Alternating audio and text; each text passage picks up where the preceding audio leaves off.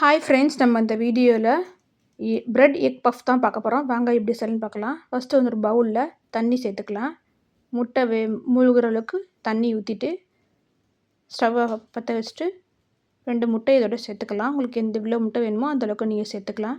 கொஞ்சமாக கல் உப்பு போட்டு நல்லா வேகட்டும். ஒரு 10 நிமிஷம் போதும்.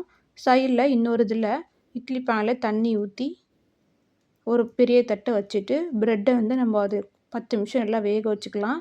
ப்ரெட்டு கொஞ்சம் பெருசாக எடுத்துக்கோங்க. நான் வந்து கொஞ்சம் சின்னதாக எடுத்துட்டேன். நீங்கள் பெருசாக எடுத்துக்கோங்க. அப்போ தான் நமக்கு அது செய்கிறதுக்கு ஈஸியாக இருக்கும். மூடி வச்சு ஒரு 10 நிமிஷம் நல்லா வேகட்டும்.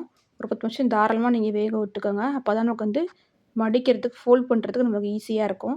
இப்போ வந்து ஒரு கடாயில் எண்ணெய் ஊற்றி சோம்பு,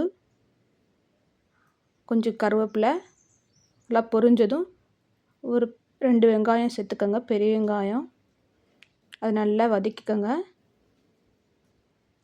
முட்டை வந்து சைடில் வெந்துட்டுருக்கு. கொஞ்சமாக சால்ட் உப்பு சேர்த்து நல்லா வதக்கிக்கோங்க. அப்போ தான் நமக்கு வந்து சீக்கிரம் வதங்கும்.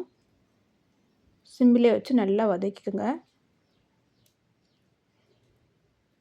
தேவைப்பட்டால் நீங்கள் இஞ்சி பூண்டு பேஸ்ட்டு சேர்த்துக்கலாம். நான் சேர்க்கலை. பழமாக தக்காளி 1 சேர்த்துட்டு அதையும் நல்லா வதக்கிக்கலாம். ஒரு 10 நிமிஷம் 5 நிமிஷம் நல்லா வதங்கணும். தக்காளி நல்லா வேகணும். இப்போ வந்து இதில் வந்து கொஞ்சமாக உப்பு சேர்த்துக்கலாம். இந்த மசாலாக்கான உள்ள ஸ்டஃபிங் வைக்கிறதுக்கான மசாலாவுக்கு தேவையான உப்பு சேர்த்துட்டு அதையும் நல்லா வதக்கிக்கலாம். இப்போ கொஞ்சம் வதங்கினதும் மஞ்சத்தூள், காரத்துக்கு ஒரு 1/2 ஸ்பூன் அளவு 1/4 ஸ்பூன் அளவுக்கு மிளகாத்தூள், தனியாத்தூள் ஒரு 1/4 டீஸ்பூன், அப்புறமா கொஞ்சமாக கரம் மசாலா கொஞ்சம் சேர்த்துருக்கேன். சிக்கன் மசாலாவும் கொஞ்சம் சேர்த்துருக்கேன். அதையும் சேர்த்துட்டு நல்லா வதக்கிக்கோங்க. இப்போ வந்து முட்டை நல்லா வெந்துருச்சு 10 நிமிஷம். இப்போ ஆஃப் பண்ணிட்டு அது வந்து ஒரு ஜில் தண்ணியில் போட்டு வச்சிடலாம். இப்போ அது ஒரு நல்லா வதங்கிடுச்சு. அதை ஆஃப் பண்ணிவிட்டு இப்போ வந்து முட்டையை வந்து உடச்சி நம்ம எடுத்து தனியாக எடுத்து வச்சுக்கலாம்.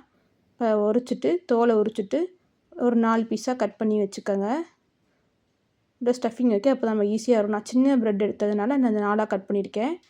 இப்போ வந்து ப்ரெட்டில் இருக்க சைடில் இருக்கதை நம்ம ரிமூவ் பண்ணிடலாம். ரிமூவ் பண்ணிட்டு தனியாக அந்த ப்ரெட்டை எடுத்து வச்சுக்கலாம். நான் ஃபஸ்ட்டு செய்கிறது கொஞ்சம் வந்து எனக்கு கஷ்டமாக தான் இருந்துச்சு.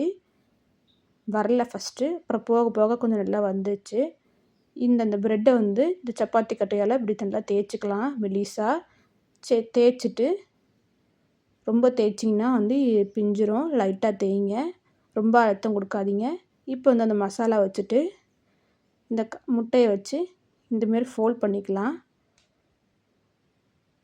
குச்சி இருந்தால் நீங்கள் குச்சியை ட்ரை பண்ணலாம்.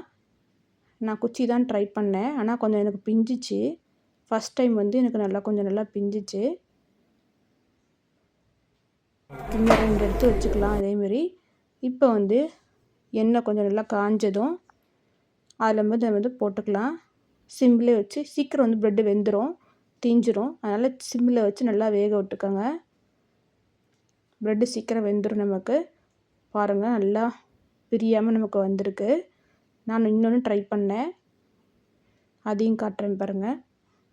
நான் குச்சி வச்சு தான் நான் வந்து இதேமாரி 2வது இதேமாரி நான் ட்ரை பண்ணேன். ரெடி ஆகிடுச்சு ப்ரெட் எக் பஃப். நீங்களும் வீட்டில் ட்ரை பண்ணி பார்த்துட்டு எப்படி இருந்துச்சுன்னு கமெண்ட் பண்ணுங்கள். Thank you friends.